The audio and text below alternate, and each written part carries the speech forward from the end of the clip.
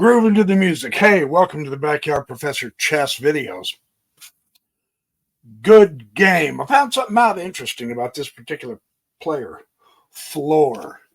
He was Alekin's greatest challenger between 1929 and 1933. He was superb, and yet he began to play cautious chess, and therefore he could beat any master he wanted. But he never played for the top honors. He always took third and fourth in the tournament. So kind of an interesting, he had a psychological bug.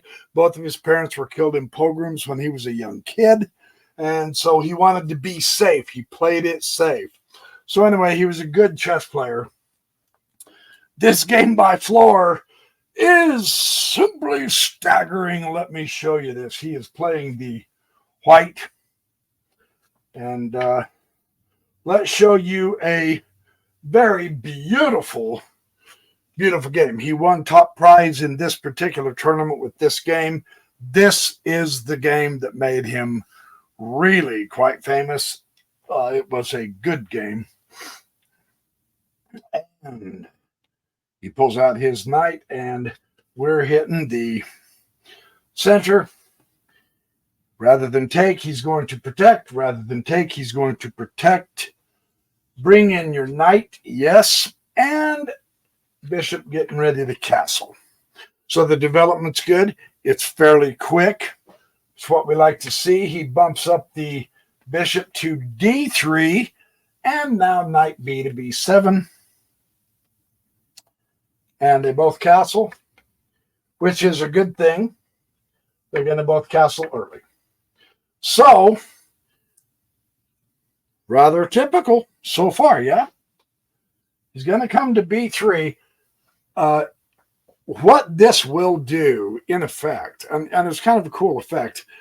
I'm trying to think of which book I read this in.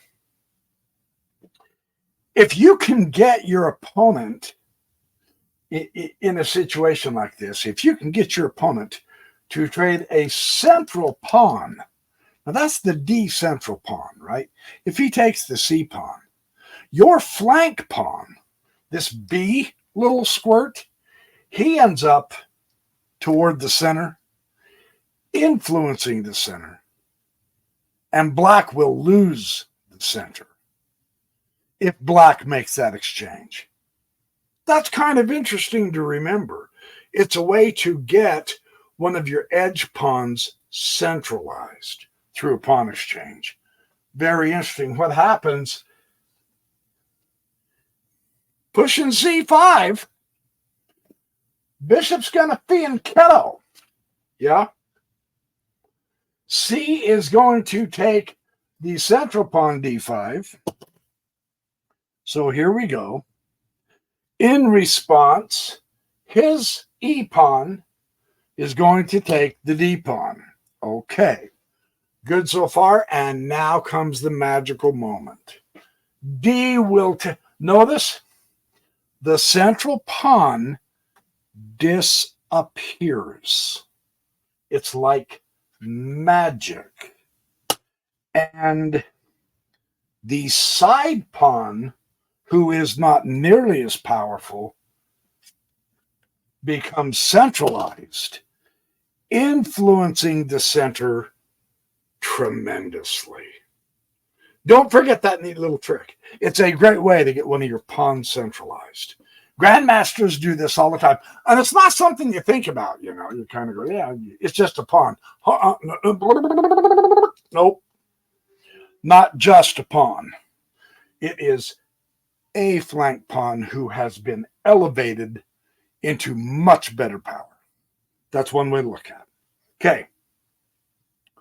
Well, he will produce his b to the 6. Okay, so now at this point, black doesn't even see it coming. And I'm trying to intrigue you. You look at that and you go, what? I mean, black's not the only one that doesn't see it coming. Let's keep playing. This is really remarkable how systematically Floor plays this position. Now, he's got a fianchetto as bishop. Wonderful central diagonal. Come on, clap. Give him a round of applause. He's going to wish he had about 10 more of those bishops here just in a little bit. Now, knight e5. Okay. Now do you see it coming? No? You should begin to get suspicious. I'll give you a hint. Queen c7 is the move black made. Observe the direction that white's pieces are pointing. The knight is superbly placed. Why can he be there? Because the d-pawn is gone.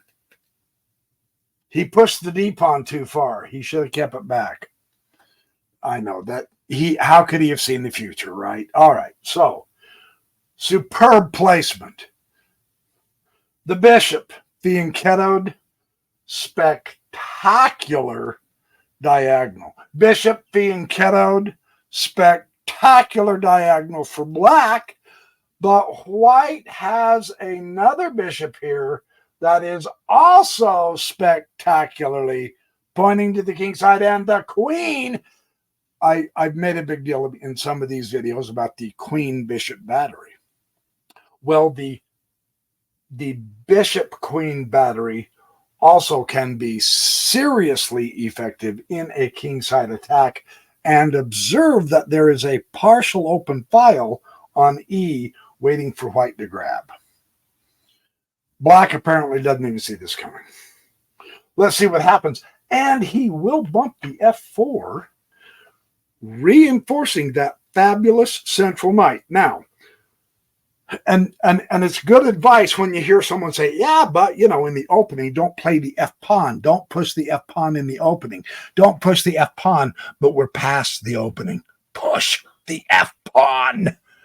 For one reason, in this instance, is because this is an incredibly wonderful center with all the pieces pointing through it to the king side. So that f-pawn is not a mistake. He needs to get his rook going. See how badly black is missing that d-pawn. True story. Now he has to back it up with the rook, okay? Or he has to at least try to enhance that file, because the pawn's gone, the influence is gone, and the little punk yo-yo backward boy, he is right in here side by side with his partner on the D file. So look where the knight is going. Look where the bishops are pointing. Look where the queen is, and observe the rook work coming up. Very cool. And now black begins to get suspicious. Now notice, it's not like this is provoked, but he is getting nervous to the point to where, see, really, white obviously has the most space. Now, observe this difference. This is a great illustration of the Silman imbalance of create space. More space means more maneuverability, which means more ability to both defend and attack. In this case, white has completely set up to attack. All good. But now that you notice how back, tight, lack of space black is, that plays an enormous role in this game. And you wouldn't think, yeah, it's a little space. Not a big deal. Huge deal. So let's keep our eye on that aspect of it, because black is going to try to thwart white's extra space here. Watch how white responds. This is the beginning of him saying, I'm getting somewhat uncomfortable. One, I'm going to at least get my king an escape hatch, but the problem is he weakens the king side, pushing that pawn. Unprovoked. Now watch. Queen e2. The queen is flexible. And you say, well, yeah, but that bishop queen battery is good. It is, absolutely.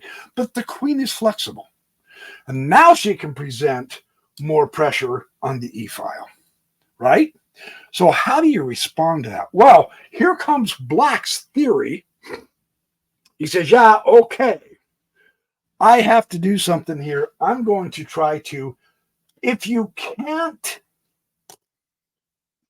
push into the center to gain yourself more space, another option is to begin trading pieces, and that will automatically help you generate more space. This is what we're seeing Black doing. Okay, let's gain some more space. Watch. So the D pawn or the F pawn, which one would you take with? You're definitely going to retake. Not the D. The D and C are a wonderful dynamic duo. So keep those little guys together.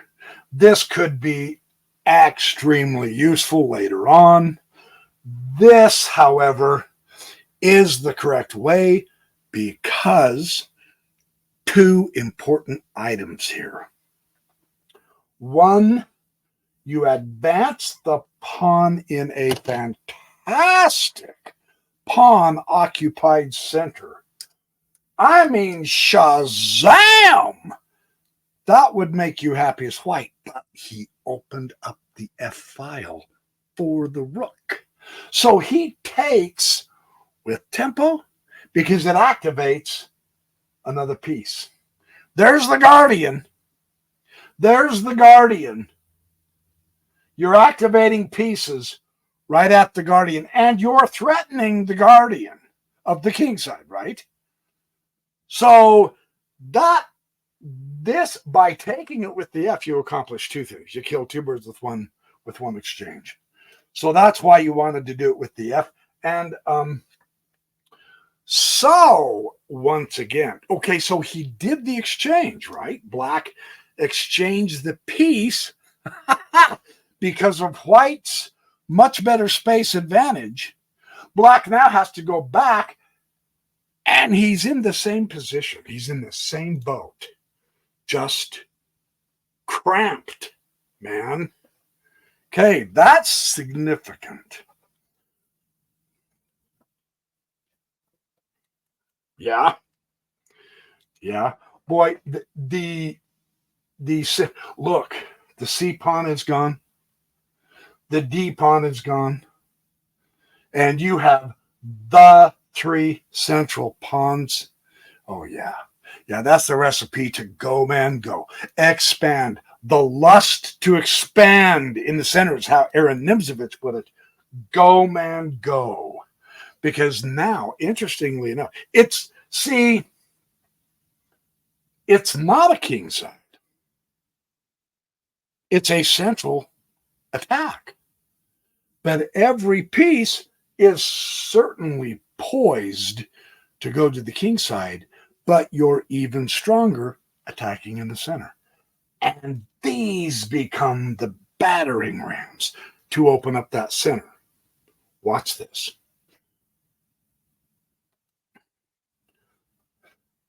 So,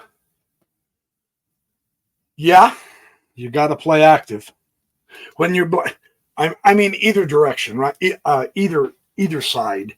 Really, truly, the overarching theme that all of the grandmasters and masters will tell us is keep your play active. And so, check to the king. It's a forcing move.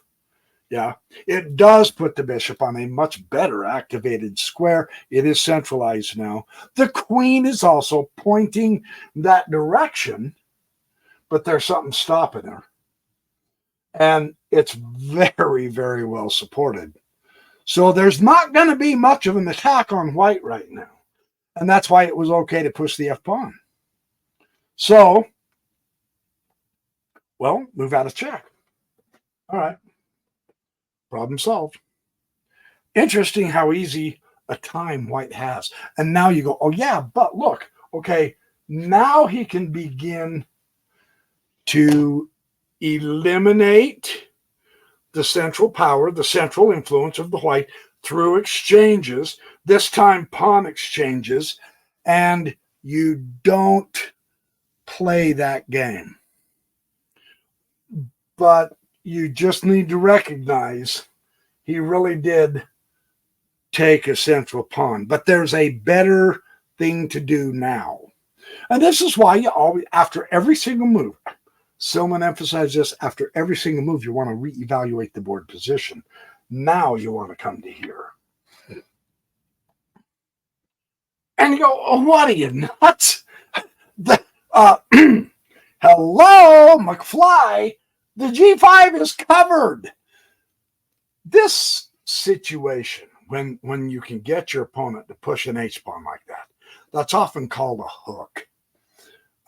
It's you can attack that indirectly to completely blow open the king. He can't take that knight. That knight is perfectly safe.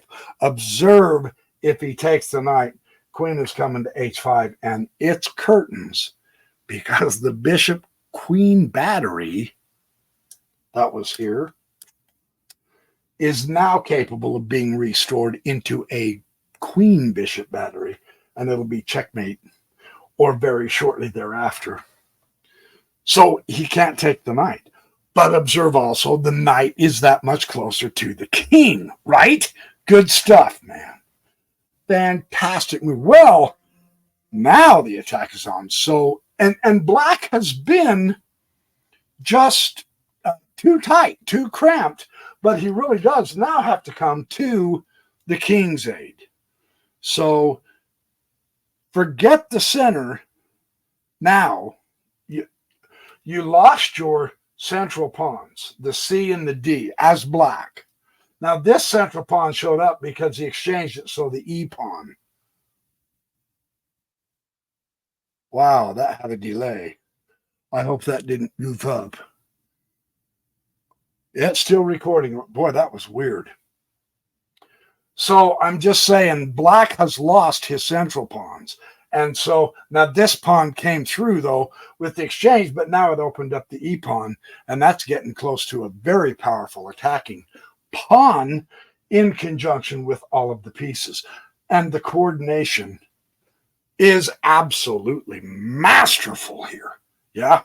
Okay, so now you do have to come to the king's rescue. And now you can really start seeing the coordination of the pieces and the proper pawn to attack, because it's backed up by what? The rook on the partial open file. Rooks belong on open files. Rooks belong on partial open files, because once you get the rook to dominate the file, then you can start sweeping everything out of that file through exchanges. Yeah, this is getting really good. Well, rook has to come to e8. Yeah. And now queen to g4, again dominating the F file. Now you're dominating the G file. You're keeping his queen at bay. You're keeping his bishop truly useless. It does have a long diagonal, but it's not doing anything. It is needed for defense. So this is exquisitely interesting how this works now. And now rook, yeah, gotta do what you gotta do. Yeah, bring the rook out so that you can come over and attack the queen. You gotta protect the king in a direct frontal. Observe how black is doing it, which is correct. He's not advancing the pawns anymore in front of the king. That is the wrong way to defend. So he is forced to bring his rook out and try to defend and bring his other pieces over. But do not push the pawns in front of the king if you can at all help it. That's why that rook move is the better move than bumping up the G pawn. Okay? Very important to know that. And here we go. Kablam. Fantastic coordination. Fantastic coordination. The rook is going to come to E8 to defend the rook. Observe who has the initiative and who does not. White has been systematic. One, he has the better coordination. And I hope you've seen that because the rook, the knight coming in, the queen coming in. He had better coordination for the attack because his pawns were further forward. And you can see he had more space than black. So white is able to put his pieces where he wants them, and black has to respond to where he needs to be. That tells you white has the initiative. Very, very powerful lesson here. And now, of course, take the rook. Bishop takes rook. Oh, heavens, yes. And the rook will take the bishop. So now, because of his cramped position, because interestingly enough, we're seeing the effects now of black losing his central pawns, the D and C pawn. And I mean, that was like way back when. When was that? That was moves 9 and 10. We're on move 25. But that effect of losing those pawns is that he's been cramped all this time, and now he's losing the exchange. That's why it's important to gain more space. This is a wonderful, man, if nothing else you learn in it. And that wasn't even the main lesson I was going to try to show you. I'm just showing you a beautiful game. But that is, as I'm observing the board now as I'm playing the game, we are seeing the direct benefit of making more space. His pieces are so much better coordinated than the black pieces are. This bishop has been completely out of play. Oh my, what is going on? Oh, hey. Okay. Sorry, that's my alarm. I've got to go do something, but not before I finish this fantastic game. So now,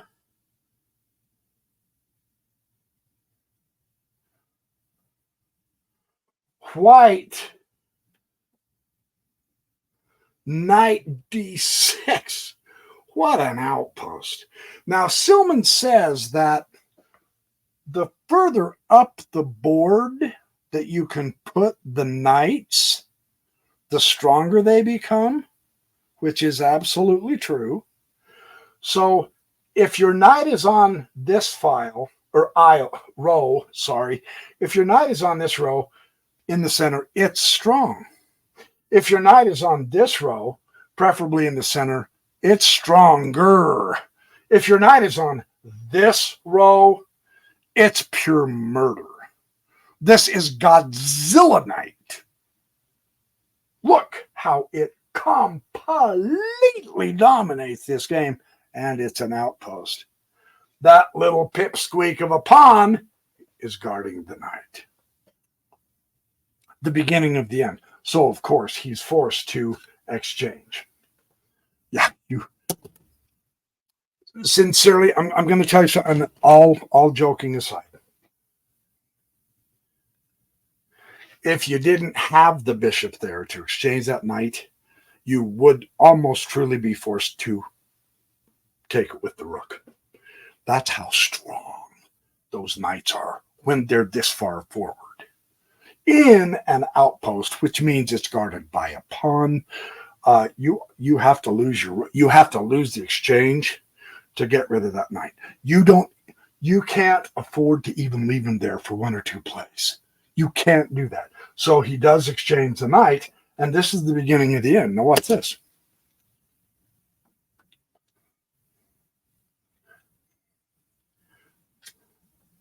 The pawn gets the bishop, and queen comes to d7.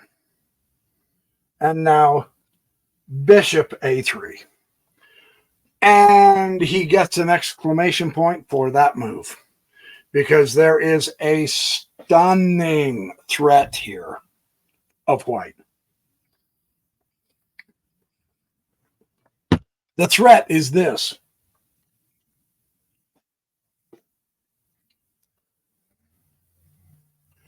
Rook takes a knight check. You go, what's the big deal? That's not a big deal. The king will take the rook, right? Then the queen will take the rook. The queen will take the queen, and the pawn will move up one with a discovered check. And he queens. Is that not wickedly cool? I mean, that is chess vision. I love that. That is enormously fascinating. That's the threat he sets up by bringing his bishop up here. The threat of a discovered check. First, you gotta deflect the king onto the target square, the f8. You can do that by losing the exchange. It looks like rook takes that knight, and then the king says, yeah, well, that was stupid, I'll just take it. And then you're on the way. Queen will take the rook and the discovery. Black sees this, and he says, all right, I'm going to come to knight h7, and now he's going to bump h3, and this is important also because he wants to make sure his queen is covered. You don't want to leave any piece unguarded, because he can still make a seriously beautiful threat with that.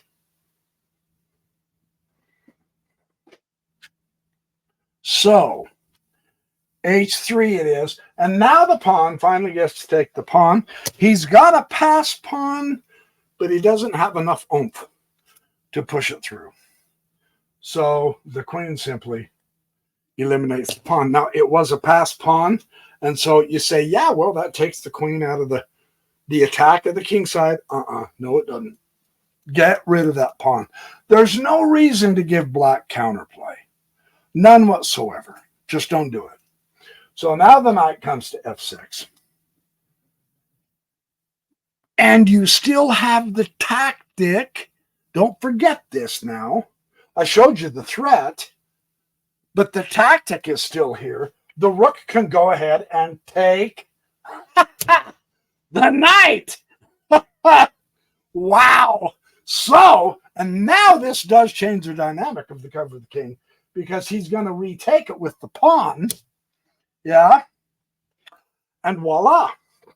Get your other rook in there. Certainly. And you go, now wait a minute, hold on. Aren't you potentially getting close to getting in trouble when the rook comes and exchanges the rook? No, because it's pinned. What do you do to a pinned piece? You attack it. Come on, this is tactics, man. This is tactics 999. This is not tactics 101. This is spectacular. So finally, the fianchettoed bishop that has been useless because black has been so cramped, now he really does have to come back into the game. And he's only made one move the whole game. It's been a useless bishop because again, white had the most space. So he was able to coordinate most of his pieces better. And so he's had a fabulous attack. Notice also, because of the more space, he had the file, he had the queen, he had the bishop, and he had the knight that was able to jump into here. He had the coordination and the more active squares, but now he's also had the stronger tactics. Directly because he had more space. So don't overlook that imbalance. That is an important one. And now,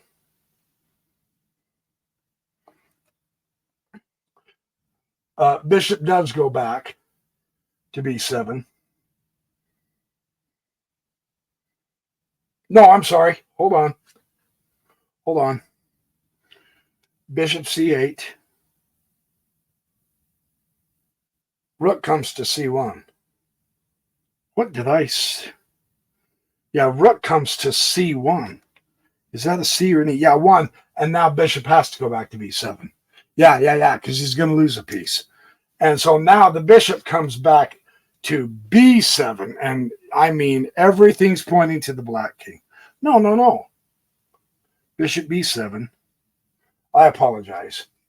Bishop to b7. Oh, I've got to mark this off. And now queen to g4. There. Now we've got check. Okay, so now the attack is on. King h8. Boy. And now, why not? You know, you want the initiative. You've had the initiative all the game. You've had all the threats. You've been able to have all the coordination.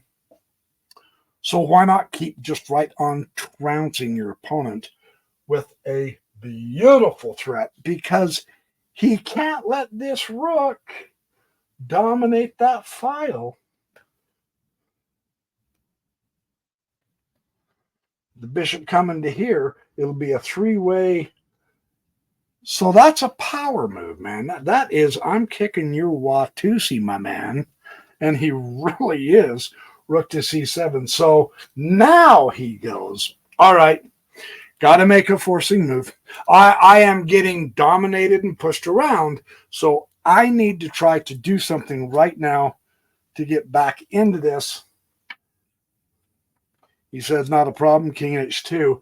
And now the exchange, did you notice that? He left the bishops ready to be exchanged, and he does do the exchange, and it's here that black resigns. No, not a spectacular finish. No, not a slapdash kingside attack, but a very beautiful, solid game, chock full of tactics, because now he's got pieces and pawns to start attacking. And he stayed on the 7th row. And he's got a bishop here, and his passed pawn is going to make it in. Because the bishop is the right color to cover the queening square. And it's an opposite colored bishop.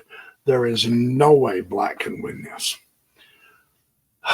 Phenomenal game. I love games like this, man. I really do. So, Floor, I will Salo Floor, I believe was his first name. I do have a couple other games of his that I will show you as I have time. So, anyway, there's another chess game. Saturday morning, my Saturday morning lives, I am going through Artur Yusupov's chess lessons, the beginner, the intermediate, and the grandmaster materials in all of his course. I'm going to pick out a few examples. Last Saturday was a hoot. It was the first one, so you're not behind. It was the first one, and we had a ball, and it was a pretty decent crowd for my chess lives. And so I had a boatload of fun. We're going to continue doing this into the indefinite future. Hundreds of Artur Yusupov's insights and power. He was the rated number 3 chess player in the world behind Karpov and Kasparov for a decade. He's written this magnificent 10-volume chess course, and we are going to explore that. So come on over Saturday morning. If you have friends or family or neighbors who are interested in chess, tell them, hey, man, the Backyard Professor is showing Artur Yusupov. So far as I'm aware, no one else on YouTube is showing Artur Yusupov. And if they are, no one else in the world is showing Artur Yusupov on a big board like this so that you can really see and enjoy and absorb. So come on Saturday morning. Let's have some fun together. In the meantime, more chess coming before Saturday, I'm hoping. You guys have a good night. Be good, do well, have fun, smile. It's the funnest way, I promise. And I got to go. Thanks for everything.